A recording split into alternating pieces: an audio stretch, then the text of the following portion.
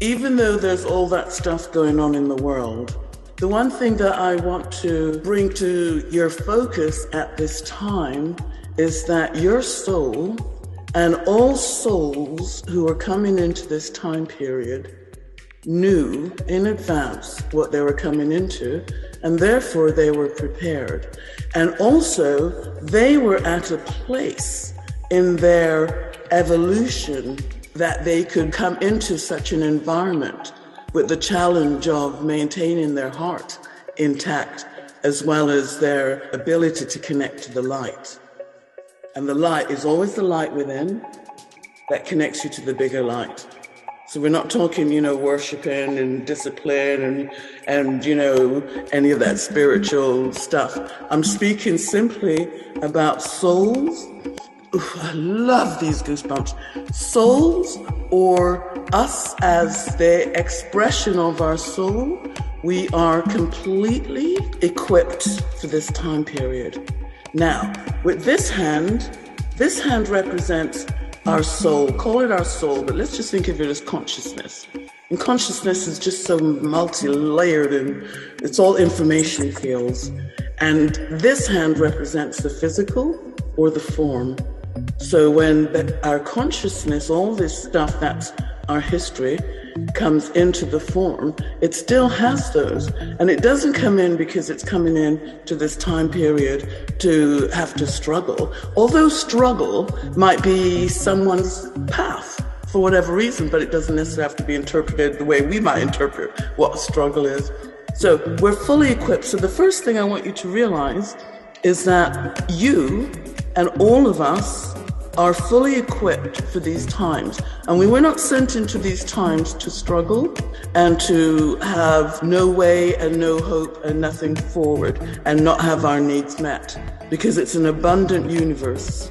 We have belief systems that have been hammered into us that it's not. So I would suggest, even if you've read it, to reread that Wallace D. Wattles book, The Science of Getting Rich. And let me tell you a little about the book. It was written, I don't know, in the 20s or early 1900s, somewhere back then. It was written from the perspective as though he's speaking to you, and it's so simple. And he breaks down that all of creation comes out of, back then they used the terms the ethers. We would now say consciousness fields or some other term like that. But back then, the early spiritualists or people that had a spiritual awareness, they spoke of, astral travel. Now we say OBEs.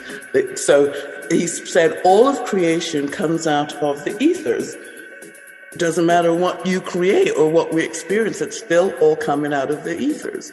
And so there's two ways, we're in a duality system, of things or our connection with the non-physical and with our abundance or our creation, our ability to consciously create, because oftentimes we unconsciously create, we're just going through the motions. And so the two ways are very simple, and you really need to read the book. It's that we can come from a place of believing that there's not enough to go around. And when we have that belief, we create from that perspective, struggle, competition, all that kind of stuff. Or we realize, and that's a realization, not a belief. We realize that we are able to design in our thoughts and feelings what it is we want, be clear about it, and therefore have that manifest, because we can be creative. And when we create what we want, we don't even know how it's going to manifest. And he says, someone might have to come all the way from Japan to just meet up with you in what seems a coincidental way to bring to you what it is that you need. And it's absolutely fascinating. So I would suggest as a starting point that you read that book. And how I found that book was, I didn't believe in that movie, The Secret. I did watch it because it was quite popular at the time. But I knew it was not complete information, and there was just a lot of sales. They were just selling you stuff. But what stuck out for me was at the very beginning, Rhonda says that her life had fell apart and her daughter gave her a book and everything changed. And she never said what that book was. Come to find out it was the science of getting rich. And so from that book, Abraham, Esther Hicks, created also all of the law of attraction. And so if you read that, it will stir within you things that you've had clouded over because of what's going on in the world. So when we think in terms about abundance, manifesting, creating what you want, and actually not being connected to the lower stuff of the world. In other words, you can observe it, but think in terms, like Tesla said, everything's energy, vibration, and frequency.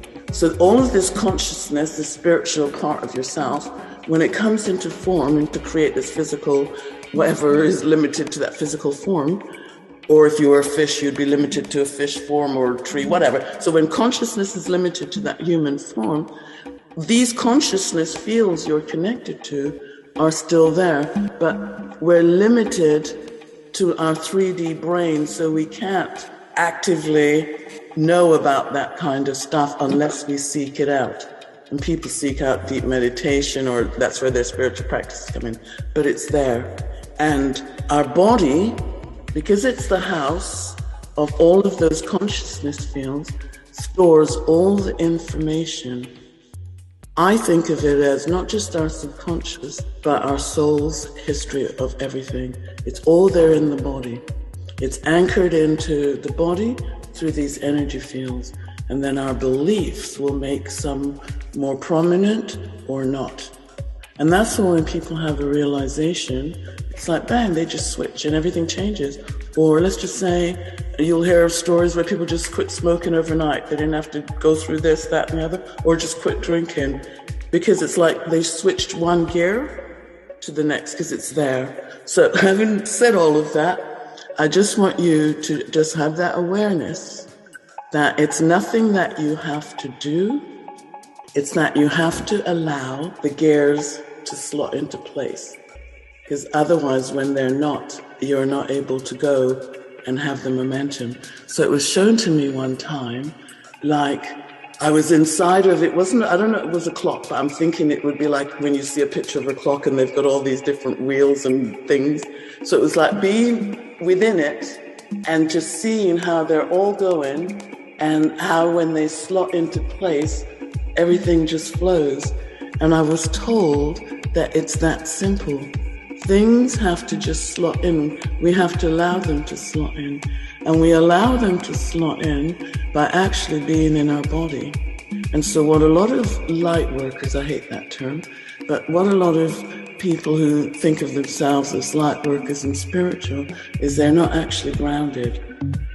So they're off in their head and their thoughts and their hopes, or the upper body, they're all heart and all that stuff, but completely dismissive of the lower chakras or the physical. And that's where they get stuck, because we are designed as electrical beings. The cosmos is electrical. Our nervous system, our brain is measured through electrical pulses, hertz, our heartbeat, the Schumann resonance. And the Schumann resonance is very important because it's the energy field around the planet. It's the planet's own energy field. And so when we're off in our head, or fears, which is similar because it makes us breathe shallowly, we're not grounded. But when we're grounded, it's like bang, everything slots in. So it's like electrician will tell you he has to earth or ground electricity. And so when we're not grounded, therefore not in our body, it's impossible. We might have minutes of, okay, this works for this minute, but we cannot sustain it. So 2 things I've told you in a long-winded way. The first is that everything that you need or desire is already there. It has nothing to do with whether you wish it there or not, it's there. The second thing is, unless you're in your body, you're not going to be able to access them in any permanent way. So now I'm going to tell you the third thing. The third thing is very simple, and it's my favorite, and you might know what's coming. Our breath is the only thing that allows this human physical form to sustain life, to know it's alive. And so if we're not breathing into our body, then we're never going to be able to connect or be alive. And that's why the external world keeps this fear going, because what fear does is it makes you contract, and it makes you breathe shallowly, and it makes you not be in your body. There's all this stuff going on in your head.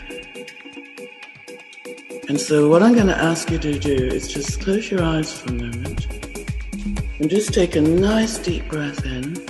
And when you exhale, just imagine it flows from the top of your head to the tips of your toes.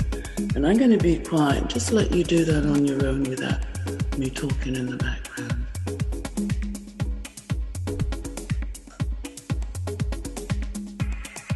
And so you can open your eyes. And so why I had you do that was to just have you, in this moment, be aware that all you need is one breath. It's just a conscious breath. So it's not that we have to breathe 4 times, hold it, do this and all that stuff, that different disciplines come up. That's all well and good, but life itself is simply the breath connecting us. The breath connects the gap between the physical and the non-physical. So just hold that thought for a moment. So you have to first accept the idea that everything that you need is already there, otherwise you wouldn't think of it.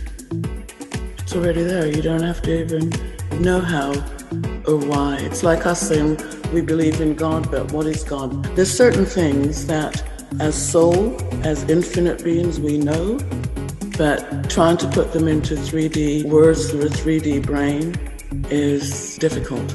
And so another thing I want you to hold on as a thought is the only times we actually know something is if we know it with every cell in our body.